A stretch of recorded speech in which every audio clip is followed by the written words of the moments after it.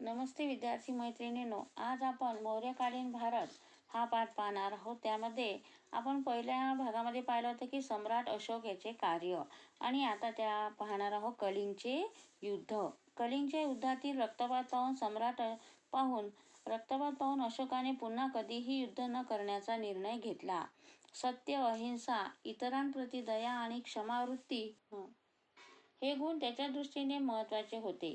त्याचा संदेश लोकांपर्यंत पोहोचवण्यासाठी त्याने ठिकठिकाणी शिलालेख आणि स्तंभालेख कोरविले. हे लेख ब्राह्मी लिपीत आहे. या लेखामध्ये त्याने स्वतःचा उल्लेख देवान पियो पियदसी म्हणजे देवांचा प्रियदर्शी असा केलेला आहे. राज्याभिषेक झाल्यानंतर 8 वर्षांनी त्याने कलिंगवर विजय मिळवला आणि तेथील विनाश पाहून त्याचे हृदय परिवर्तन झाले. याचा उल्लेख त्याच्या एका लेखामध्ये आहे. तर सम्राट अशोकाने जेव्हा युद्ध केलं होतं त्यावेळेस काय झालं होतं, अतिशय रक्तपात झालेला होता आणि तो रक्तपात पाहून आणि हानी पाहून त्याने यानंतर कधीही युद्ध न करण्याचा निर्णय घेतला, शपथ घेतली. आणि त्याचं हे जे वर्णन आहे त्याचा उल्लेख त्या शिलालेखामध्ये त्याने केलेला आहे. सम्राट अशोकाच्या दिल्ली टोपडा येथील एका लेखात वटवा, घळे, माकडे, गेंडे इत्यादींची शिकार करू नये, जंगलात वनवे लावू नयेत असे सक्त निर्बंध लिहून ठेवले होते.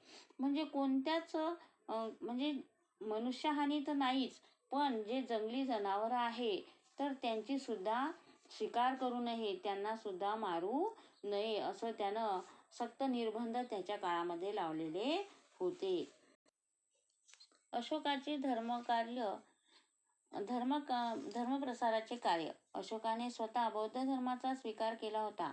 त्याने पाटलीपुत्र येथे बौद्ध धर्माची 3री परिषद बोलावली होती.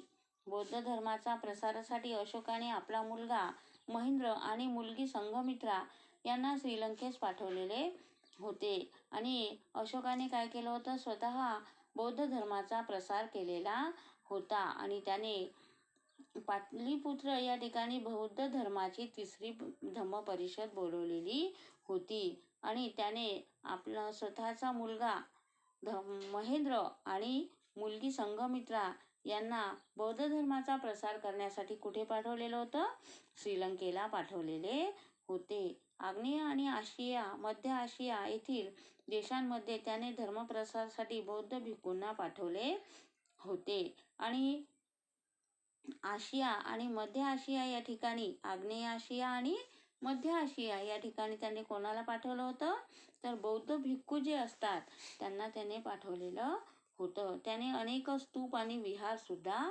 बांधले. अशोकाची लोकोपयोगी कामे. अशोकाने प्रजेसाठी सुखसोयी निर्माण करण्यावर भर दिला. उदाहरणार्थ माणसांना तसेच पशूंना मोफत औषध पाणी मिळावे अशी सोय केली. अनेक रस्ते बांधले. सावलीसाठी त्याच्या दोन्ही बाजूंना झाडे लावली. रस्त्याच्या दोन्ही बाजूने त्याने काय केलं, झाडे लावली, रस्ते बांधले आणि पशुपक्ष्यांना औषध पाणी मोफत त्याने देण्याची सोय सुद्धा केली. धर्मशाळा बांधल्या, विहिरी खोदल्या, अशा अनेक सोयी त्याने केल्या.